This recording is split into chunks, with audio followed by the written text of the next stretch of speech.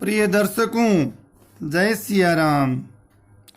आइए सत्संग रूपी ज्ञान गंगा में स्नान करें, क्योंकि कलयुग से पार होने का केवल एक ही उपाय है, प्रभु की शरण में जाना।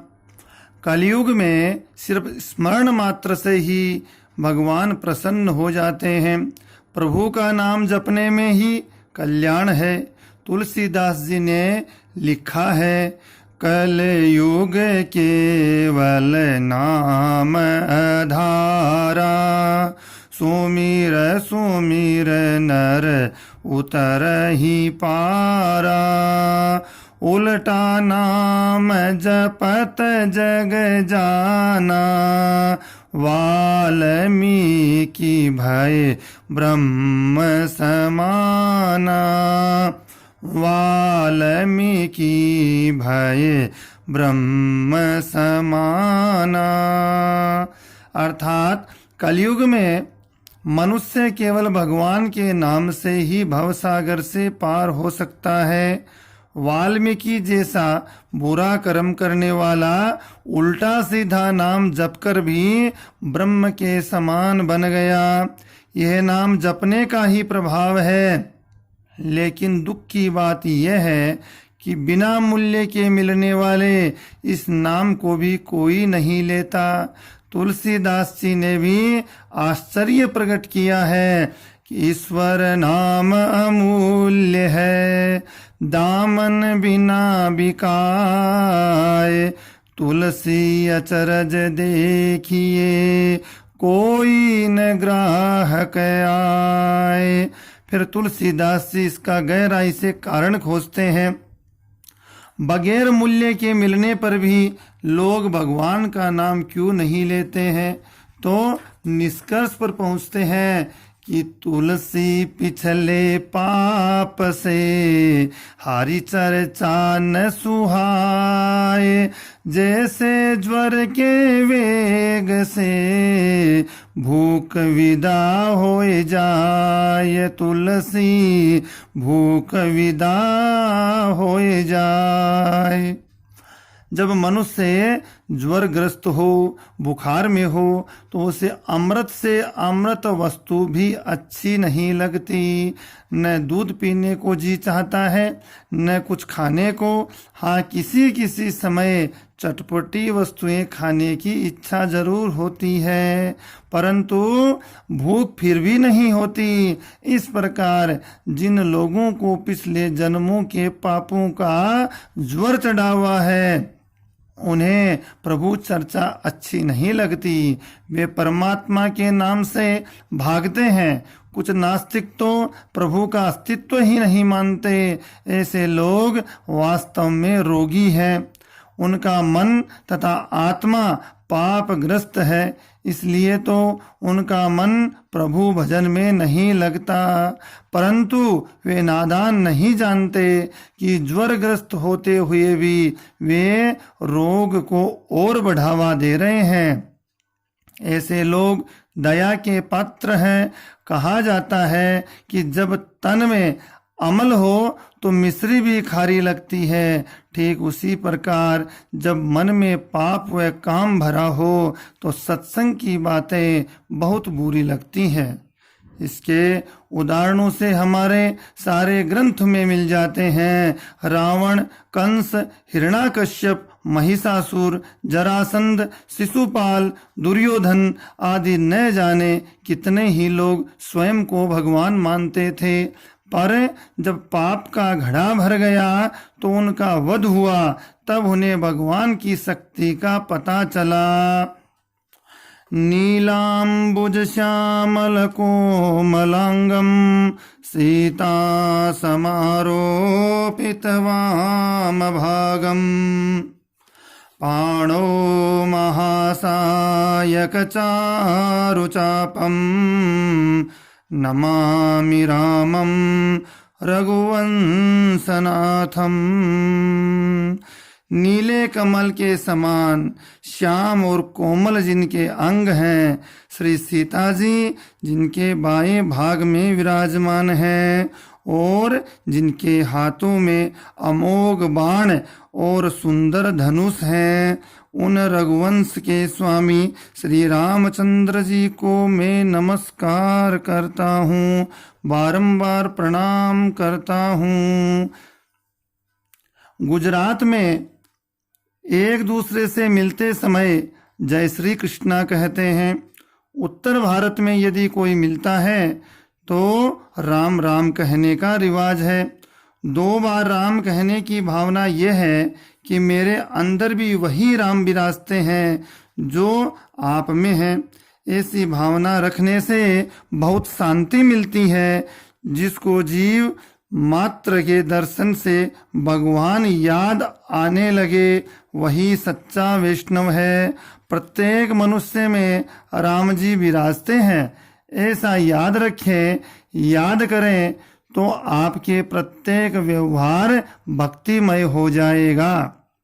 घर में नौकर कुछ गलती करता है तो हम उसको डांटते हैं, यदि लड़का गलती करता है तो चला देते हैं, लेकिन यह याद रखना चाहिए कि नौकर में भी वही भगवान है। जैसी ध्वनि देंगे वैसी ही प्रतिध्वनि आएगी, अर्थात जैसी आवाज करेंगे वैसी ही आवाज टकरा कर वापिस हमें सुनाई देगी। आपकी आत्मा को प्रतिकूल लगे ऐसा व्यवहार दूसरे के साथ मत कीजिए, तो आपका व्यवहार शुद्ध होगा और भक्ति में आनंद आएगा। राम जी की सेवा में भगवान को चंदन पुष्प अर्पण करें, इतने से ही भक्ति परिपूर्ण नहीं होती। यह तो भक्ति की एक प्रक्रिया है। भक्ति तो तब होती है जब सब में भक्ति भाव जागता है। मनुष्य भक्ति तो करता है किंतु व्यवहार को शुद्ध नहीं रखता। व्यवहार और भक्ति में बहुत फर्क है। अमुक समय व्यवहार का, अमुक समय भक्ति का, ऐसा नहीं होना चाहिए। सब जगह सतत भक्ति करनी चाहिए। सब लौकिक कार्यों से निवृत्त होने के बाद जो समय मिले उसमें भक्ति करें, उसको मर्यादा भक्ति कहते हैं। किंतु वास्तव में व्यवहार और भक्ति कार्य में ईश्वर का अनुसंधान होना है, जिसको कहते हैं पुष्ट भक्ति। प्रभु का स्मरण करते करते घर का काम करें, यह भी भक्ति है। यह घर भगवान का है और यदि घर में कूड़ा करकट होगा तो भगवान नाराज होंगे। हमारे भोजन को पहले श्री नारायण जीमते हैं, भगवान को जिमाना चाहिए। इस भावना से बनाया हुआ भोजन भी भक्ति है।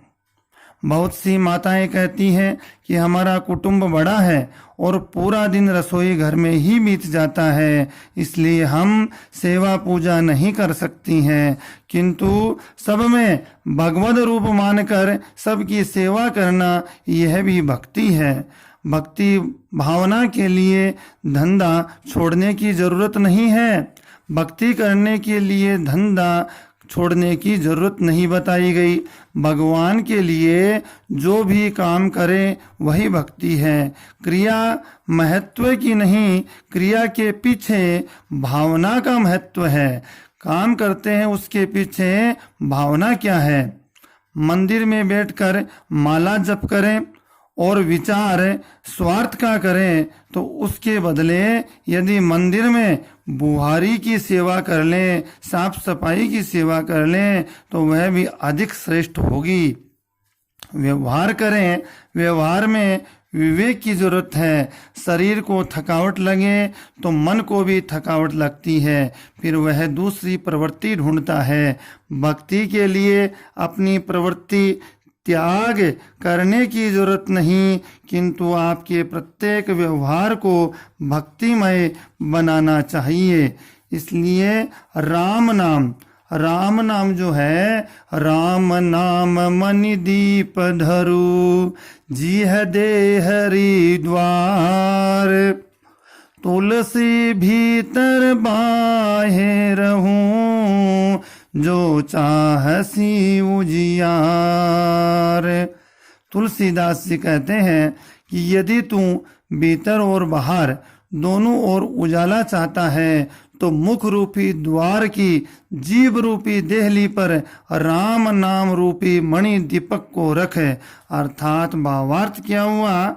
भावार्थ ये है कि अंदर भी उजाला हो जाए और बाहर भी उजाला हो जाए, ऐसा प्रयास करें। जैसे कमरे की देहली पर दीपक प्रकाशित कर दिया जाए, दीपक प्रज्वलित कर दिया जाए, तो उस दीपक का प्रकाश कमरे के अंदर भी होगा और बाहर भी होगा, दोनों तरफ दीपक का प्रयास हो जाएगा। तो उसी प्रकार से तुलसीदास जी कहते हैं कि राम नाम रूपी मणि दीपक को निरंतर जीभ पर रखना चाहिए। राम राम करते रहो, घर के काम कर रहे हो तब भी, खेती के काम कर रहे हो तब भी, व्यापार दुकान का काम कर रहे हो तब भी भगवान को मत भूलो, निरंतर जपते रहो, तो अंदर भी प्रकाश रहेगा और बाहर भी प्रकाश रहेगा। अंदर छल कपट वेश्य ईर्ष्या और काम क्रोध मद लोभ आदि बुरे जो व्यसन है वो प्रवेश नहीं कर पाएंगे। यह राम नाम की महिमा है। इस प्रकार से बड़े बड़े संत भी शुरू में धंधा ही करते थे, उनको धंधा करते करते ही प्रभु की प्राप्ति हो गई। नामदेव जी दर्जी थे, गोरा कुम्हार मिट्टी के बर्तन बनाते थे, कबीर जी जुलाहे थे और सेना नाविक हजामत का धंधा करते थे। ग्राहक में भी भगवान का अनुभव करना चाहिए। प्राचीन काल में महाज्ञानी ब्राह्मण भी वेश्य के घर सत्संग के लिए जाते थे। जाजली ऋषि की कथा है कि एक दिन उनको आकाशवाणी सुनाई दी, सत्संग के लिए जनकपुरी में तुलाधार वेश्य के यहाँ जाइए। उस समय तुलाधार दुकान में बैठे थे। उन्होंने जाजली ऋषि से पूछा कि आप आकाशवाणी सुनकर पधारे हैं। जाजली ऋषि को आश्चर्य हुआ कि तुलाधार से पूछते हैं कि आपके गुरु कौन हैं। तुलाधार कहते हैं कि मेरा धंधा ही मेरा गुरु है। तराजू की डंडी हमेशा सीधी रखता हूँ, बेईमानी नहीं करता, नफा नहीं लेता, ईमानदारी का काम करता हूँ। दुकान में जो ग्राहक आवे उनको भगवान का अंश समझकर बर्ताव करता हूँ, यही मेरी भक्ति है। और अपने माता पिता को परमात्मा स्वरूप समझकर उनकी सेवा करता हूँ। तो धंधा कार्य छोड़ने की जरूरत नहीं, भक्ति निरंतर भगवान का नाम सुमिरन करने से हो जाएगी। धंधा करते समय ईश्वर को मत भूलिए, आपका धंधा ही भक्ति बन जाएगा। कुछ वैष्णव दुकान में द्वारिका नाथ का चित्र रखते हैं, वह ठीक है, किंतु भगवान सब में दिखते हैं, ऐसा समझकर व्यवहार करना बहुत जरूरी है। जीवन में धर्म मुख्य है, दूसरे सब गुण है। श्री राम जी मनुष्य समाज में धर्म का शिक्षा देने के लिए जगत में पधारे थे। राम जी का प्राकट्य राक्षसों के संहार के लिए नहीं हुआ था। भगवान श्री राम जी परमात्मा हैं। यदि वे संकल्प मात्र से एक क्षण में पूरे जगत का प्रलय ला सकते हैं, किंतु श्री राम जी मनुष्य मात्र में रह करके रावण रूपी काम का नाश करके धर्म का ऐसा शिक्षण देने के लिए प्रकट हुए थे। ऐसा शास्त्रों का और संतों का कहना है। धर्म जीवन में धर्म का आचरण के आदर्श के लिए राम जी का अवतार हुआ था। श्री राम धर्म की मूर्ति थे। भगवान श्री राम जी ईश्वर हैं, फिर भी समाज को धर्म की शिक्षा देने के लिए प्रभु ने सब मर्यादाओं का पालन किया। जो धर्म का मर्यादा का पालन करता है उनका मन शुद्ध होता है और उन्हीं में भक्ति का रंग लगता है। आजकल मंदिर में बहुत से लोग जाते हैं, पुस्तकों के द्वारा ज्ञान का प्रचार भी खूब बढ़ा है। आजकल किसी को जप या गुरु सेवा की जरूरत नहीं, केवल आराम से ही भजन कर सकते हैं। जैसे केवल बात करने से काम नहीं होगा, मर्यादा रखनी पड़ेगी। जैसे भोजन की खाली बात करने से पेट नहीं भरता, ऐसे ज्ञान की खाली बात करने से शांति नहीं मिलेगी। ज्ञान को जीवन में उतारना चाहिए और धर्म का पालन करना चाहिए। स्त्री की मर्यादा का पालन करे, पुरुष की मर्यादा में रहे, तभी शांति मिलती है। धर्म का भक्ति से कोई विरोध नहीं। आप स्वधर्म का बराबर पालन करें, तभी भक्ति का रंग मिलेगा। मनुष्य किसी कुल या गोत्र में जन्म लेता है, उसका ज्ञान बढ़े, धन और मान बढ़े, फिर भी मर्यादा को नहीं छोड़ता। मनुष्य मानता है कि मैं बहुत पढ़ा लिखा हूँ, ज्ञानी हूँ, तो उस अभिमान में भगवान नहीं मिलते। ज्ञानी को ज्यादा जरूरत है वह धर्म की मर्यादा का पालन करे। कुछ लोग समझते हैं कि आत्मा को पुण्य या पाप लगते नहीं, आत्मा शुद्ध चैतन्य ब्रह्म रूप है। सिद्धांत तो ठीक है, किंतु जब तक देही का साथ है तब तक धर्म की आवश्यकता है। भगवान का ध्यान करते करते जो देह का अभिमान भूले हैं, यदि धर्म की मर्यादा का भंग करें तो परवाह नहीं। जिस पुरुष के प्राण, इंद्रिय, मन, बुद्धि की प्रवृत्तियां संकल्प रहित होती हैं, तब देह के गुणों को मुक्त बनाते हैं और पुरुष का ब्रह्म से संबंध होता है। इस प्रकार से आत्मा का धर्म है परमात्मा से मिलना। जिनको परमात्मा का साक्षात्कार होता है उनको धर्म पालन की जरूरत नहीं होती, किंतु वे जगत को आदर्श बनाने के लिए धर्म का पालन करते हैं। बढ़िया वह है तो धर्म की मर्यादा को बिल्कुल भंग न करें। कुछ पढ़े लिखे लोग सूर्योदय के बाद बिस्तर में सोए रहते हैं। सूर्य नारायण घर में आवे और स्नान न किया तो उनका पाप लग सकता है। रामायण में लिखा है कि राम जी रोज सूर्योदय के पहले स्नान करते थे, सूर्य को नमस्कार करते थे, सूर्य को अर्घ देते थे। इस प्रकार से शास्त्र का, धर्म शास्त्रों में वर्णन है कि वर्ण कीर्तिम मतिम लक्ष्मीम स्वास्थ्य मायुश्च विन्दति ब्रह्म मुहूर्ते संजाग्रत श्रिय वा पंकजम यथा। अर्थात ब्रह्म मुहूर्त में उठने से पुरुष को सौंदर्य, लक्ष्मी, बुद्धि, स्वास्थ्य, वायु आदि की प्राप्ति होती है। उसका शरीर कमल के समान सुंदर और स्वस्थ हो जाता है। यह लाइट जो आप जलाते हैं उसका बिल कंपनी भेजती है। आज तक सूर्य नारायण ने कभी बिल भेजा ऐसा नहीं सुना। उनके प्रकाश का आप उपयोग करते हैं, उसके बदले में आप सूर्य नारायण को क्या देते हैं? दीपावली में आप तो छुट्टी लेते हैं, किंतु दीपावली में यदि सूर्य नारायण 2-4 दिन की छुट्टी ले लें तो हमारे दीपावली कैसे हो जाएगी?